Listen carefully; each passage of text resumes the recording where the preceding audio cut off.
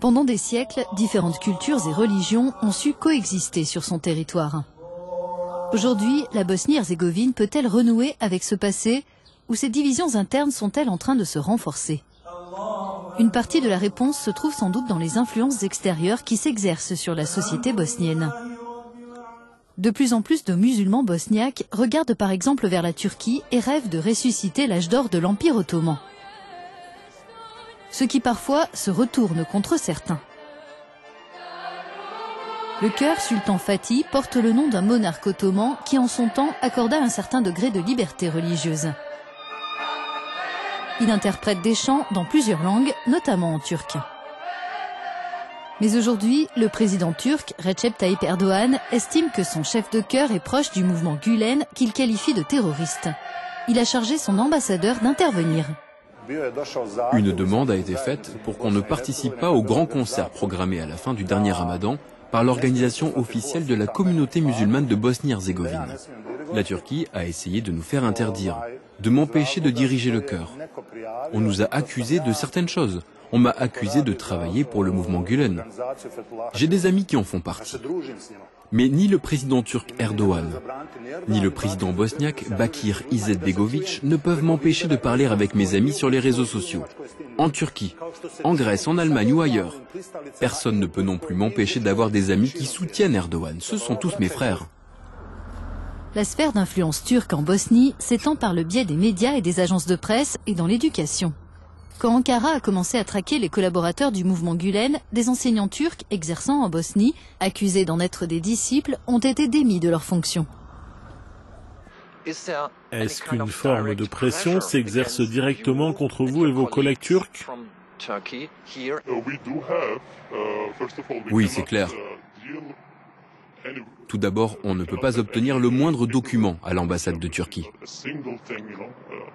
On ne nous donne rien du tout. Il y a des gens qui se font confisquer leur passeport à l'ambassade, donc on a tout le temps peur, vous savez. Rien que de passer devant l'ambassade, ça nous fait peur. La Turquie avance aussi ses pions dans des clips de propagande où des Bosniaques expriment leur soutien aux opérations de l'armée turque en Syrie. Bizim kalplerimiz acıyı, onurlu mücadeleyi ve vatan sevgisini iyi bilir. Biz o günleri yaşadık.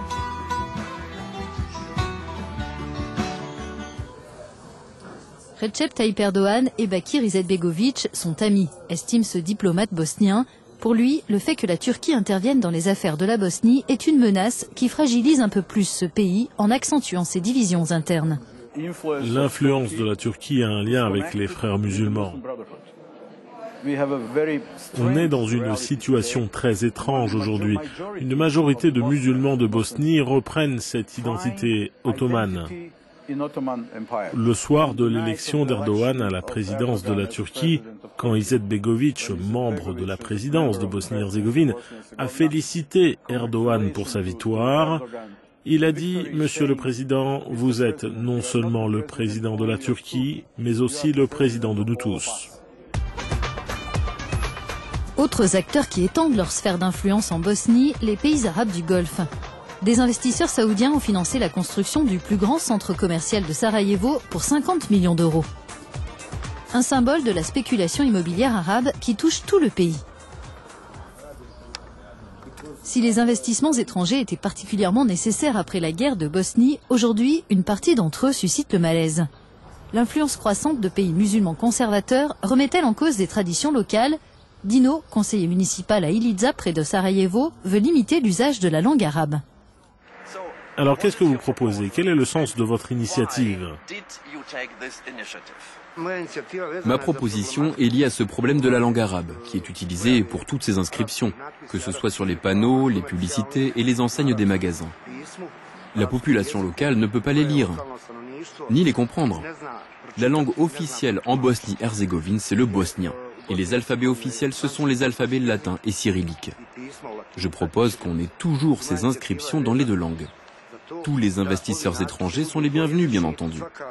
Nos activités économiques locales ont été totalement détruites par la guerre et ensuite par des privatisations douteuses. Je ne suis pas contre les touristes arabes qui viennent nous rendre visite. Ils sont eux aussi les bienvenus. Mais on ne doit pas oublier que la Bosnie-Herzégovine a sa propre identité et doit la conserver.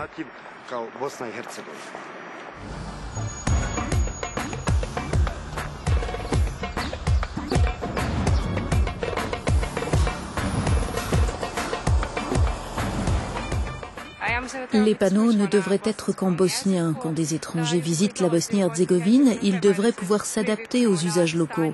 Et quand quelqu'un a besoin d'utiliser une langue étrangère, il faudrait que ce soit l'anglais, car il y a plus de monde qui comprend cette langue comparé à l'arabe. Personne ne comprend ce qui est marqué sur ces panneaux. Il n'y a que les Arabes qui peuvent les lire, et peut-être ceux qui font des études de langue. J'aime pas ça, parce que personne d'autre ne peut comprendre ces inscriptions en arabe. D'accord, quand les inscriptions sont dans les deux langues. Ce qui est marqué dans l'espace public doit être compris par les habitants. L'arabe, ça me va, mais il faut que ce soit aussi en bosnien. Preuve supplémentaire que les investisseurs du Golfe voient les choses en grand, voici le projet Buroj Ozone, qui se veut le plus grand complexe touristique du sud-est de l'Europe. Une société de Dubaï a prévu de le construire en pleine nature dans les montagnes de Bjelanica. Sur ces terrains de 130 hectares où se trouvent ces stèles appartenant au patrimoine bosnien et européen. Coût total du projet, 2 milliards d'euros. Il comprend 2000 villas, des dizaines d'hôtels et de boutiques de luxe, 2 hôpitaux et une mosquée. Le président de l'Organisation pour la protection de la nature, Ecoteam, est inquiet. Une ville de 40 000 habitants, c'est super, non? Cela veut dire beaucoup d'emplois. Qu'est-ce qu'il y a de mal à ça? Ils font ça sans autorisation environnementale. Ils n'ont mené aucune étude sur les conséquences pour l'environnement. Or, c'est à partir de toute cette zone que les nappes phréatiques qui fournissent de l'eau à Sarajevo sont alimentées. Et ces 40 000 nouveaux habitants, ils auront besoin de beaucoup d'eau. Bien sûr, ils auront besoin de beaucoup d'eau et ils rejetteront aussi des eaux usées. 40 000 personnes rejetteront chaque jour des eaux usées et on n'a aucune analyse qui nous dise où elles se déverseront.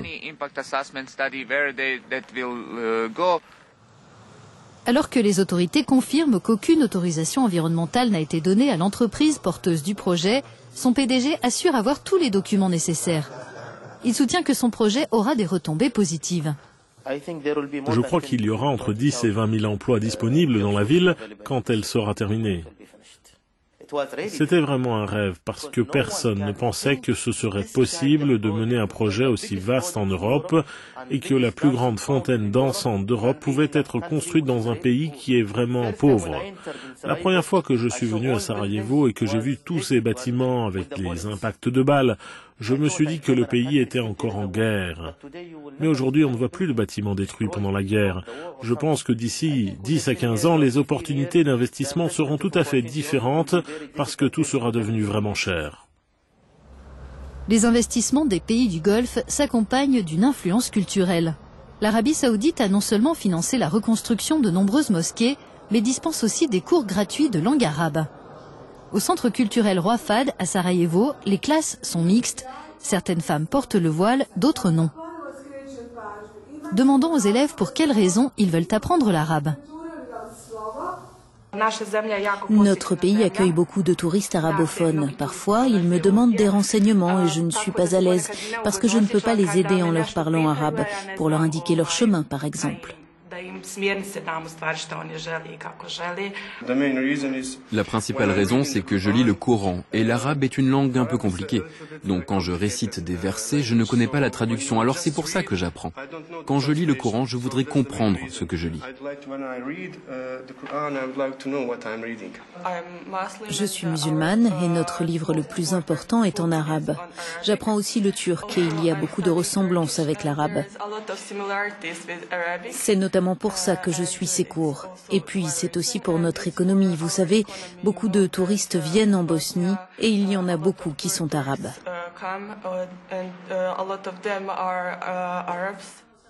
Le directeur du centre affirme que les mosquées de Bosnie sont placées directement sous le contrôle des autorités bosniennes et que l'Arabie saoudite n'en pilote aucune. Pour autant, y a-t-il un risque que les fonds caritatifs saoudiens ne financent au final des groupes radicaux islamistes ? Actuellement, les sources de financement du terrorisme sont sous surveillance stricte. L'Arabie saoudite fait partie des pays qui agissent le plus pour contrôler les flux financiers. Nous avons adopté des lois très sévères et de plus, nous avons également pris les mesures de sécurité nécessaires à l'égard du secteur bancaire. Ces mesures ont obtenu une certification de la part d'organisations internationales, des États-Unis, du Royaume-Uni et d'autres pays, ce qui confirme et certifie que le Royaume d'Arabie saoudite fait un travail remarquable en matière de contrôle des flux financiers. L'Arabie saoudite ne veut plus être associée à aucun groupe radical ou potentiellement violent en Bosnie. Le porte-parole du centre nous montre les équipements sportifs rénovés. Il dit contrôler tout nouveau groupe qui voudrait utiliser le gymnase et affirme écarter les extrémistes. Nous privilégions les groupes qui mêlent les origines ethniques et religieuses de tout le territoire de Bosnie-Herzégovine. Et c'est comme ça depuis l'ouverture de notre centre en 2002. Nous sommes ouverts à tous. Non loin de là, devant la mosquée du roi Fahd, des salafistes distribuent de la viande fumée et des écrits religieux. Ils veulent nous empêcher de filmer. Un homme essaie de faire adhérer notre reporter à sa vision de l'islam. Un autre veut lui vendre un parfum de Syrie uniquement pour les hommes.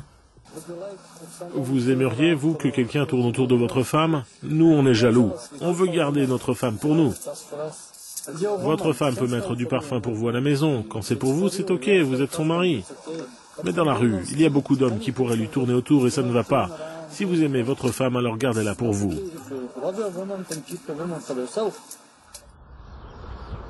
La présence du mouvement salafiste en Bosnie, c'est ce que dénonce ce journaliste bosnien. Dans son livre Sarajevo Armageddon, il accuse le parti musulman au pouvoir de Bakir Izetbegovic et son clan d'être liés à l'idéologie radicale salafiste et aux activités mafieuses locales. Des affirmations qui lui ont valu d'être agressé alors qu'il rentrait chez lui après la prière par un homme de tendance salafiste selon lui. À ce moment-là, il m'a frappé ici avec sa main droite.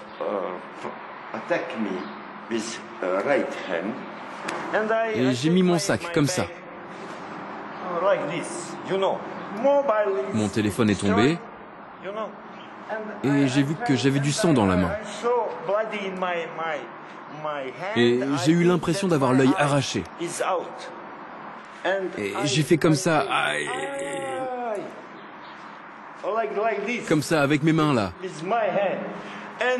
Et j'étais bloqué.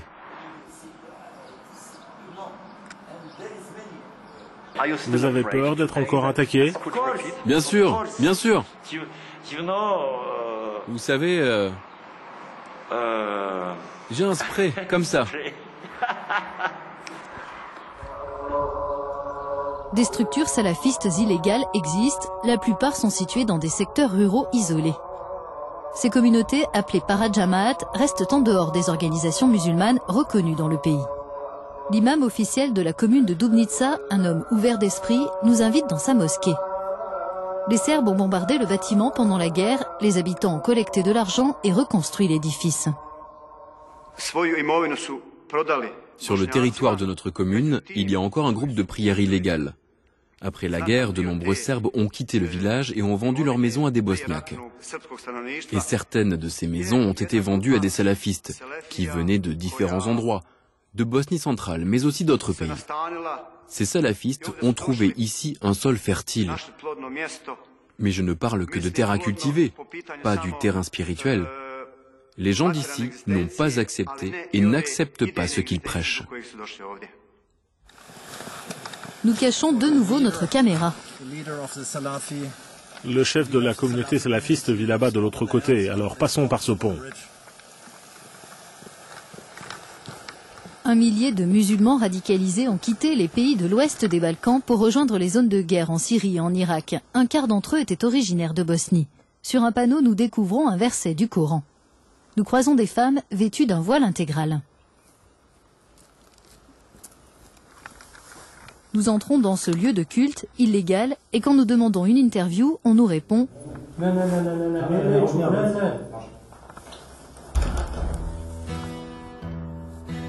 Les salafistes qui pourraient passer à des actions violentes sont étroitement surveillés, affirment les services de sécurité bosniens.